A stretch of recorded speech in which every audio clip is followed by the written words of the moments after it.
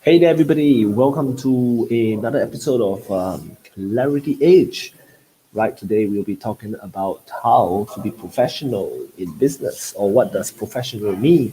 Now, if you happen to be tuning in for the first time, please do message and comment below so that I know that you can hear me. I actually have a screen somewhere so I can actually see people talking to me. I finally decided that I should use two screens, right? So yeah, welcome every Tuesday. So every Tuesday we'll release content. Okay, on this platform, it's available on YouTube. It's available on a private Facebook page.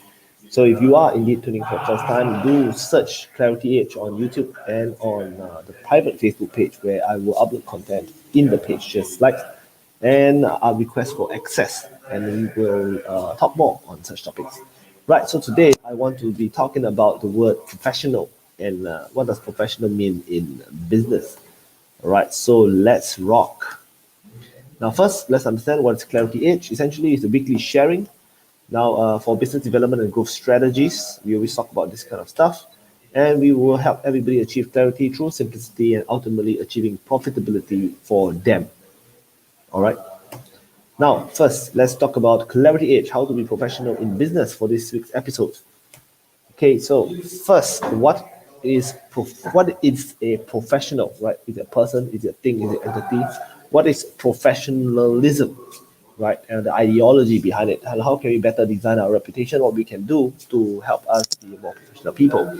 And we'll be talking about pro tips, things that you and I can actually do to improve ourselves immediately, right? Now, I deliberately and purposely put a picture of myself over here.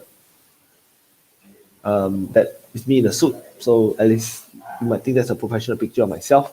For sure, that look is a little bit more professional looking rather than this polo tee I'm wearing right now. But if you understand a little bit about ourselves, you will understand what we're talking about here. Now, what is a professional? Now, first, okay, understand someone is a professional when he delivers a service in exchange for a fee, right? Someone who has experience, he knows what works and what doesn't work. Okay, someone who delivers at a consistent service level or quality level. So the main thing you do look at when it comes to professionals is the consistency. So the word professional literally means consistency, right? This guy's professional. First, he charges money or charges something for a fee, right? You do it professionally, it has to be consistent to a certain level. Now, it doesn't mean it has to be very, very good or very, very low quality. What it actually means is about consistency. All right. So a professional is a person that charges a fee in exchange for a service, and this service is consistent all the time. So I can be a very good cook. I can cook very well, but some days my cooking is great. Some days my cooking is really subjective, and that doesn't make me a professional. Of course, nobody will pay me for it other than my mom, I guess, who just pay me for anything, right? Example. Next. Most importantly, a professional is a person that has a license that can be lost. So normally, this individual has a board of has a guild, a committee, a council or something that can remove away this guy's license. Now, if you cannot remove, if you don't have a license to be removed, then you are not officially a professional. Doctors, lawyers, engineers, accountants, and so on are professional. Okay, they are professionals, right? Because they have a license that can be lost. Now, if you are doing a business that you have no license, in a way, there is no license required, then unfortunately, you are not a real professional. You might have, however, professionalism. Okay, professionalism, anything with an ism, it's a collection of ideas or a concepts, collection of ideas or concepts. Basically, you do your job as if you have a license. So that's called professionalism. You do it consistently, might or might not have a guild or community to report to. All right, think property agent versus interior designer. Property agents have a license that they can lose, so they are actually, in a way, professional property agents. Whereas interior designers don't really have a board or you can't really lose your interior design license because there isn't really any interior design license giving organization in Singapore at least. So understand that professionalism is doing things very consistently and doing it like you can lose your job. So this guy, for example, you come to a restaurant, I treat you very poorly at my restaurant. I say whatever you want, just pay, and I charge you and anyhow I charge the pricing of the food and stuff like that, right? That's very unprofessional, right? So and when somebody says that you're very unprofessional, it means the way you're doing it is either very inconsistent or you're doing it like you don't care, right? So essentially, this is what I mean by this guy is very unprofessional. But if you do it as if your license is on the line and you do it very consistently according to the quality that you say that you will do, that's professional. It doesn't mean that a professional means must be a doctor quality that is professional. No. You can be a professional, let's say, professional garbage collector, and you do a good job, clean your space well, manage the thing, don't damage your property. That's very professional already. Or professional movers, right? They do it like their license is on the line, even though you don't really have a license to move things, right? Example. So how can we be better at designing our reputation? Okay, understanding professionalism. Okay.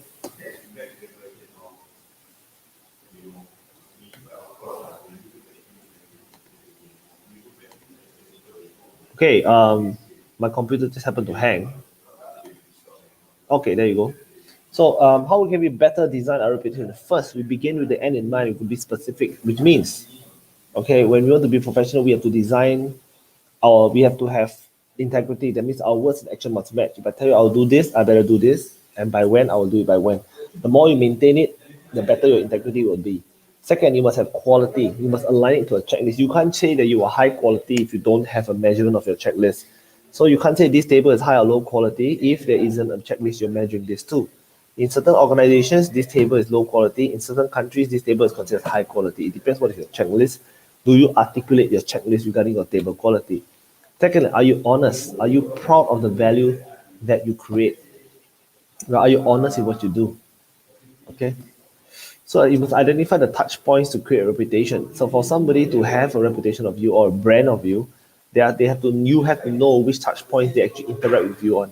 So for example, for me, it's my websites, the way I reply their emails or messages, the service that we're delivering during the engagement. If I happen to be selling in products, it'll be the quality of the product is very consistent. Is my durian tasting the same? Is my cake tasting the same? Equally consistent. It doesn't have to be like some days are very good, some days are not so good. This will make people think that you're not consistent and they won't trust and depend on you. They'll go for somebody else that's more consistent. Now, if you come to my YouTube channel, you will check out a video that talks about value.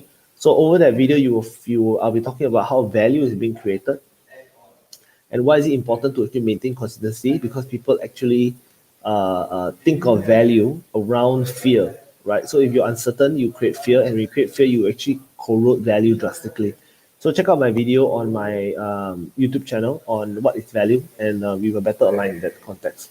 So this is how you can better design your reputation, right? I'll do regular surveys if you want. Talk to your friends, talk to your clients, take surveys so you know whether you're on track or off track regarding what you actually want. So for example, if I want people to think that I'm very intelligent or very educated, I can do surveys like, do you think Vernon is very educated, or do you think Vernon is very knowledgeable? Please rate 1 to 10. How can he improve? So I want people to think they're very educated and I'm very articulate. Am I? Do people think that way? You can do a survey, example. But here are some pro tips you can apply immediately. First, your team is your brand, right? So make sure that your entire team acts according to a particular quality or standard. It is an endless battle. You have to keep tuning all the time, but that's the beauty of it. Next, your professionalism exists in the minds of your customers, not in what you say. You got to do it consistently and do the right things consistently. Control for quality as it is a touch point. All right, make sure you have a checklist, make sure it goes out accordingly. All right, with that, thank you all for tuning in yet another episode of Clarity Edge. Tune in next week as we talk about more things to help everybody achieve clarity, true simplicity, and ultimately profitability.